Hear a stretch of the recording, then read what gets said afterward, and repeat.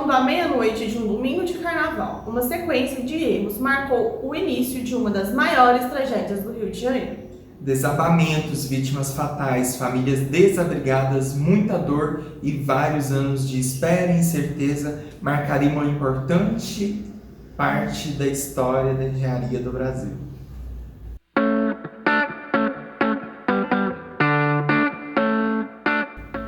Oi, eu sou a Bárbara Cardoso. E eu sou o Adriano Mendonça. Sejam bem-vindos a mais um vídeo do Arquitetando Histórias. Hoje vamos falar de uma das maiores tragédias da história do Brasil, o desmoronamento do Palace 2, que resultou em sua implosão. Ele ficava localizado na rua Jornalista Henrique Cordeiro, 350, na Barra da Tijuca, zona norte do Rio de Janeiro. Mas antes de te contar sobre esse triste episódio, vamos voltar um pouco na história e entender como tudo começou. A construtora Cerzan foi responsável pelo projeto e execução de duas torres do condomínio residencial Palace. Uma torre foi chamada de Palace 1, que não houve grandes problemas, desmoronamento e tudo mais, e o Palace 2, que vamos aprofundar um pouco mais nesse vídeo. A construção do Palace 2 foi iniciada em 1990 com previsão de entrega em 1995, sendo este prazo não cumprido. A construtora Cerzan de Sérgio Naia foi processada 4 vezes em virtude da má construção, não recebendo sequer o habite da prefeitura, que é o documento que garante que a construção da propriedade foi concluída com êxito, permitindo assim que possa finalmente residir no local. A construção havia sido interditada pela Defesa Civil em 1996, quando a obra já estava atrasada devido à morte de um operário que caíra no fosso do elevador que apresentava defeito. Ou seja, já começou muito bem, né? Só que não. Além disso, o Ministério Público acusou a empresa de negligência por supostamente ter utilizado material de má qualidade na construção do prédio, que ia desde a areia da praia até garrafas PET. Porém, segundo Naia, se a areia da praia desse concreto, mesmo que de baixa qualidade, não haveriam mais praias no Rio de Janeiro, pois todo mundo ia querer ir lá pegar um pouquinho de areia para fazer a sua própria construção e economizar com esse material que, por sinal, sempre foi caro, mas agora tá mais caro ainda. O edifício Palace 2 tinha 22 andares e 176 apartamentos. Destes, 120 estavam ocupados. Vale ressaltar aqui que, segundo o site Rio Memórias, o Palace 2 é um prédio como tantos outros que foram construídos no horizonte da Barra da Tijuca durante um boom imobiliário na região nas décadas de 80 e 90.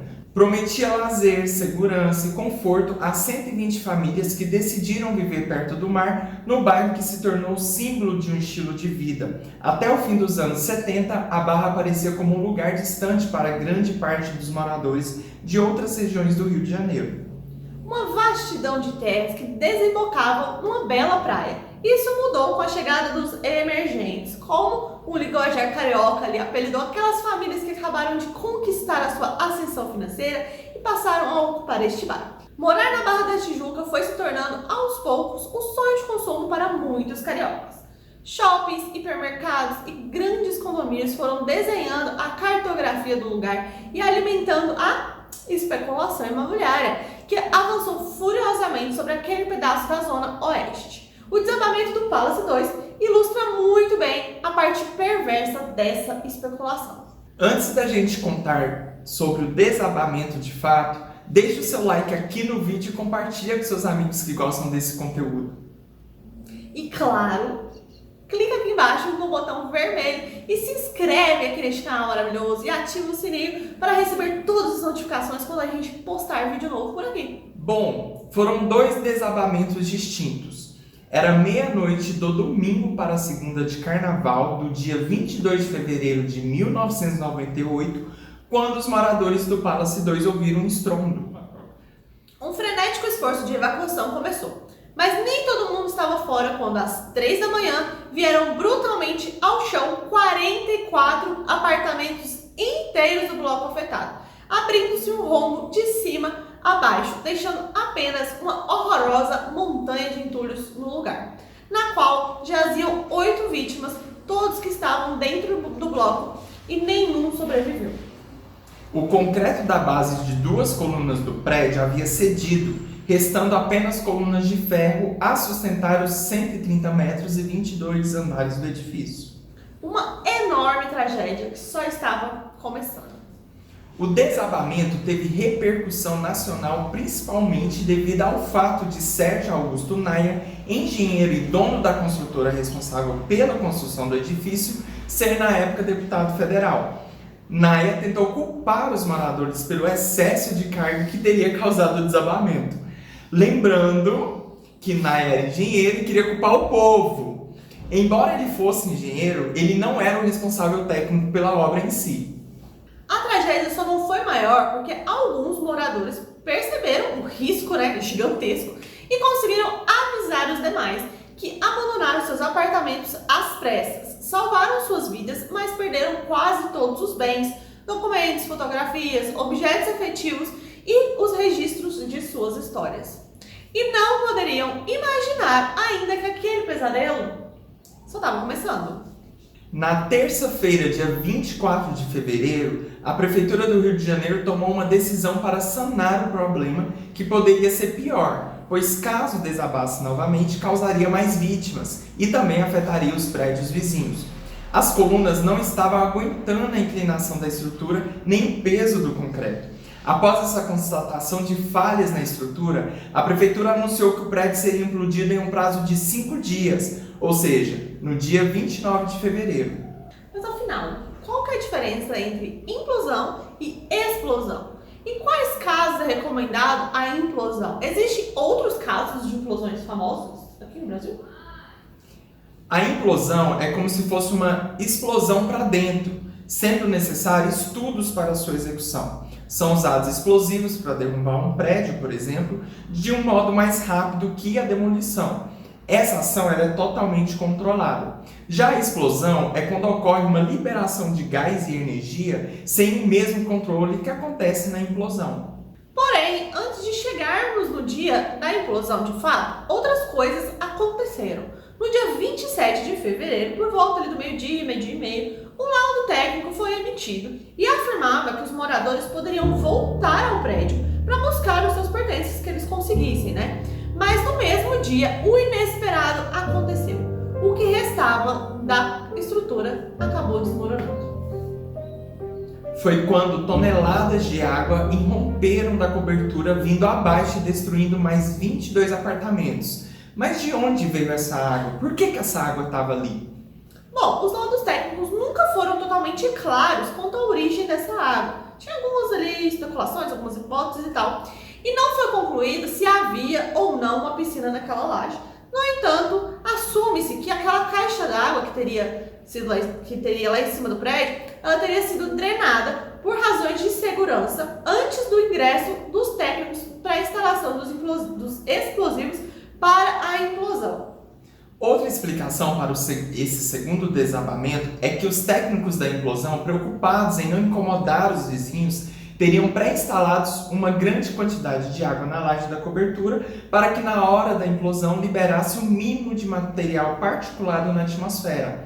Essa providência teria sobrecarregado o limite da resistência da estrutura, fazendo parte dela ruir antes mesmo da implosão, mas essa possibilidade foi logo descartada. Nenhuma dessas informações relacionadas ao segundo desmoronamento foi confirmada. Até porque esses profissionais eles deveriam prever esse segundo desabamento caso colocassem mais peso ainda na laje, que já estava comprometida, já que o peso da água ele é muito grande. Então eles deveriam, pensar nisso daí. Então eu acho que não sei de onde veio essa água. Com isso, a implosão foi acelerada e acabou ocorrendo no dia 28 de fevereiro de 1998, às 10h30 da manhã.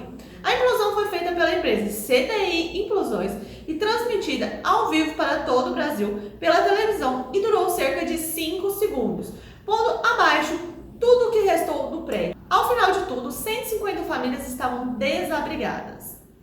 Com isso, a implosão foi acelerada e ocorreu no dia 28 de fevereiro de 1998, às 10h30 da manhã. A implosão foi feita pela empresa CDI Implosões e transmitida ao vivo para todo o Brasil e durou cerca de 5 segundos, pondo abaixo tudo o que restou do prédio. Ao final de tudo, 150 famílias estavam desabrigadas. Após a queda do edifício, iniciou-se uma briga judicial onde os engenheiros Sérgio Naia, dono da Cerzan, e Sérgio Domingues, diretor técnico da Cerzan, que acompanhava a obra, colocavam a culpa em José Roberto Chendes, o engenheiro calculista e vice-versa. Foram vários laudos emitidos na época, buscando apontar o erro que causou o desmoronamento. Alguns apontavam erros no cálculo estrutural, utilização de materiais de qualidade duvidosa e erro na execução. O laudo do Instituto de Criminalística Carlos Eboli, o ICCE, apontou erros na execução da obra, mas os considerou como desprezíveis. O laudo do ICCE concluiu que o Palace 2 desabou devido a um erro generalizado no projeto estrutural, que, segundo eles, 78% dos pilares teriam sido construídos abaixo do padrão técnico e 2 deles, que deveriam sustentar 480 toneladas, teriam sido construídos para suportar apenas 230 toneladas. O engenheiro responsável pelo projeto estrutural, José Roberto Chendes, disse na época ter certeza de que o prédio caiu devido à utilização de material de baixa qualidade, jogando a culpa na construtora, né? O calculista admitiu ter liberado a planta de locação e as cargas dos pilares sem os cálculos precisos do peso que os pilares deveriam suportar. Ou seja, ele não fez o trabalho dele. Ele afirmou que isso aconteceu porque a construtora tinha muita pressa em iniciar a obra e que por isso ele liberou a planta de locação com o peso dos pilares majorados para dimensionar a fundação do prédio. E ele se defendeu, o calculista se defendeu dizendo que superdimensionou apenas no início, apenas para embasar a fundação e que isso não poderia ser comparado no peso real usado na planta de armação.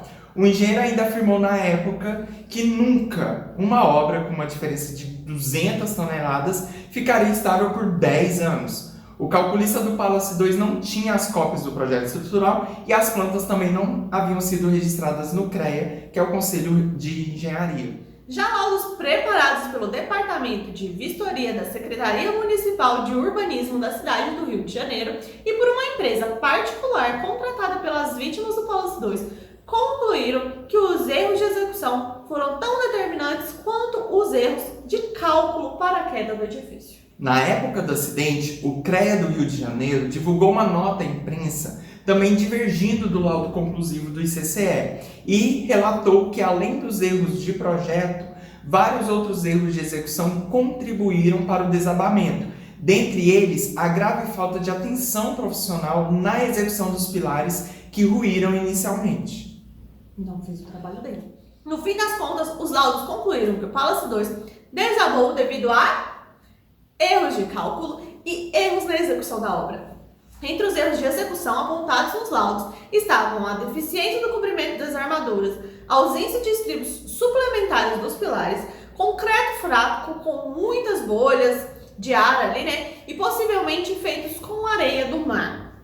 No meio dos destroços, engenheiros encontraram conchas do mar misturadas ao concreto e em 4 pilares foram encontrados pedaços de madeira, sacos de cimento, plásticos e jornal misturados ao concreto. O outro edifício do condomínio, o Palace 1, teve de ser recuperado estruturalmente logo após a ruína do Palace 2 por apresentar problemas graves em 2 pilares, o que reforçou os laudos que apontavam o erro de cálculo como o principal culpado pelo desabamento. Mas afinal, quem foi responsabilizado por essa tragédia? Se é que alguém foi. Sim. Bom, esse é daqueles casos que vai e volta, é condenado, é inocentado, culpa um, inocenta o outro, e vira uma grande farofa tudo isso. O engenheiro calculista José Roberto Chendes foi considerado culpado em 2005. Ele foi condenado a 2 anos e 8 meses de prestação de serviços comunitários e impedido de exercer sua profissão durante esse período, esses 2 anos e 8 meses. Em julho de 2018, o engenheiro já constava como ativo no CONFEA. O Conselho cassou o registro profissional de Sérgio Naia. Seu mandato de deputado federal também foi cassado por quebra de decoro parlamentar. Palavra difícil, né? Quebra de decoro parlamentar.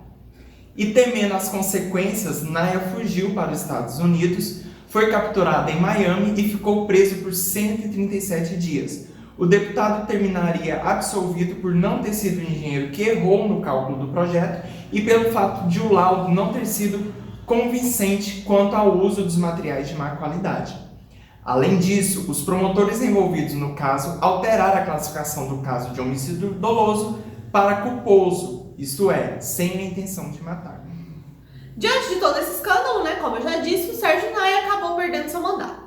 Isso aconteceu no dia 15 de abril de 1998, por 277 votos a favor, 163 contra, 21 abstenções e 10 brancos. Quase que não passou. Eram necessários 257 votos, ou seja, foram só 20 a mais do que precisava. A Cerzan se comprometeu a indenizar as famílias em um prazo total de 6 meses, mas a promessa foi em vão, foi com Deus, né? Naia teve suas contas bancárias bloqueadas e foi condenada a pagar indenizações que iriam de R$200 mil a R$1,5 milhão. Pagou? Não. Seus bens foram leiloados. Na época ele possuía inúmeros imóveis, tanto no Brasil quanto fora. Uma dezena de carros luxuosos, empresas de mineração, de turismo, uma coisa toda. Para o azar dessas famílias, as execuções judiciais não terminaram antes de sua morte em fevereiro de 2009. Ele foi vítima de um infarto agudo. Na ocasião, ele ainda recebia sua pensão como ex-deputado. Em 2018, 20 anos após o desabamento, o pagamento das indenizações ainda não foi concluído. Segundo o advogado da Associação das Vítimas do Palace 2, Eduardo Lutz, em 2001, os donos da empresa prometeram quitar a dívida com os proprietários em 90 dias, o que não ocorreu até hoje. Nesse tempo, cerca de 10 proprietários morreram. Ele disse: "Nosso interesse é terminar essa briga, pois 20 anos não são 20 dias. Em 20 anos, as vítimas conseguiram receber um quarto do que lhe é devido. Se seguirmos nessa morosidade, vamos levar mais de 60 anos para concluir o pagamento de toda a indenização. Acredito que o Poder Judiciário vai tomar uma providência para dar maior celeridade, até porque existe a lei do idoso, que dá preferência em ações judiciais. O nosso grupo tem mais de 300 pessoas e dentre eles mais de 50 idosos", afirmou Lutz. Lutz lembra que o processo começou com uma ação civil pública e a sentença condenou os réus a pagamento por danos materiais móveis, imóveis e danos morais. O valor das indenizações varia de acordo com as perdas de cada família, que vai desde um imóvel vazio até a morte de algum parente. Até o momento foram pagos cerca de 50 milhões de reais e ainda há um passivo de 160 milhões de reais. Desde a tragédia, as famílias receberam no máximo um quarto das indenizações devidas pela construtora. Parece que nós estamos sendo punidos pelo judiciário. Estamos esperando 20 anos pelo nosso direito. Tivemos uma tragédia, fomos vítima e estamos pagando pelo judiciário esse tempo de 20 anos que não conseguimos reconstruir a vida, diz a ex-moradora Ana Carolina, que recebeu apenas 9% do que deveria. Outra vítima, a dona de casa Jussara Borges Santos, relembra os momentos de pânico vividos naquele dia. Após perder tudo, inclusive os documentos, Jussara conta que viveu com a família em um hotel por 8 anos. Morei 8 anos num hotel, esperando por uma solução que nunca chegou. Não gosto nem de ficar pensando nisso, porque vem tudo, né? Vem tudo na mente da gente. Foi uma noite de terror. Correndo com meu bebê nos braços. Meu bebê tinha 20 dias.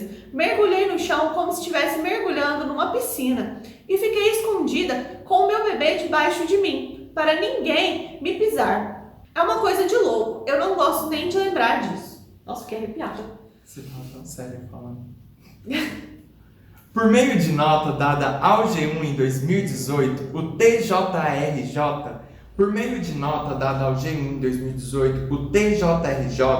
diz que o processo civil sobre a queda do Palace 2 está concluído e se encontra na fase de execução, ou seja, de pagamento das indenizações. A assessoria de imprensa do tribunal informou que vários imóveis da Cerzan e de Sérgio Naia já foram leiloados para pagar a dívida. De acordo com o TJ, a demora na liberação do dinheiro acontece porque os credores têm entrado com recursos na justiça.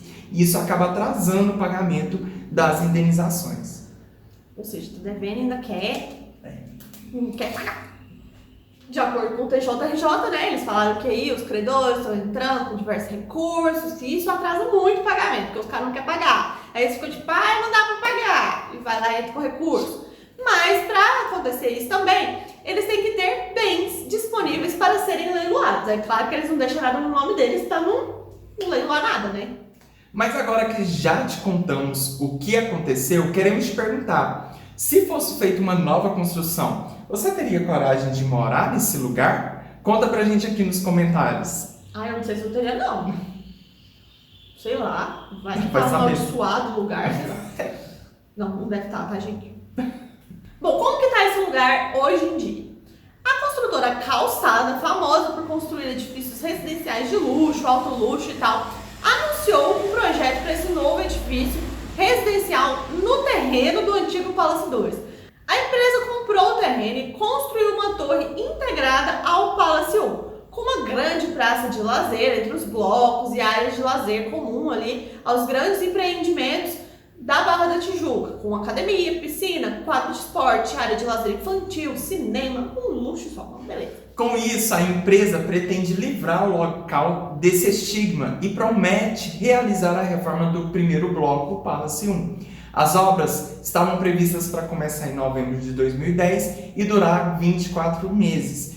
Foram 176 apartamentos e 4 coberturas lineares de 2 e 3 quartos em 22 andares. As plantas dos apartamentos serão as mesmas do bloco 1, com uma redução significativa no tamanho das varandas do 3º ao 20º andar. O terreno situa-se em uma área central da Barra da Tijuca e faz parte da associação Bosque Marapende, que oferece aos moradores do entorno do bosque, de mesmo nome, serviços como clube, diversas quadras de esporte, parque aquático, transporte particular de ônibus para diversos outros bairros da cidade do Rio de Janeiro.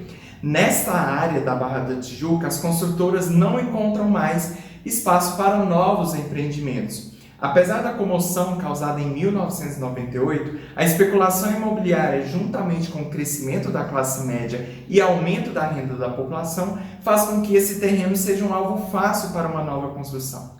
Foi esse o nosso vídeo de hoje, esperamos que você tenha gostado. Comenta aqui embaixo se você moraria neste lugar novo, o que você achou desse vídeo, o que você quer ver aqui no canal, e deixa aí suas sugestões, que quem sabe o próximo vídeo não seja o que você sugeriu. É isso aí, não esquece de se inscrever aqui no nosso canal, deixar o seu like pra gente entender que você curtiu o nosso conteúdo e, claro, compartilhe esse vídeo com seus amigos que gostam dessas tragédias, desses mistérios e, mais importante, deixa lá seu biscoito nas nossas redes sociais que a gente gosta também. A gente se vê na próxima, hein? Tchau!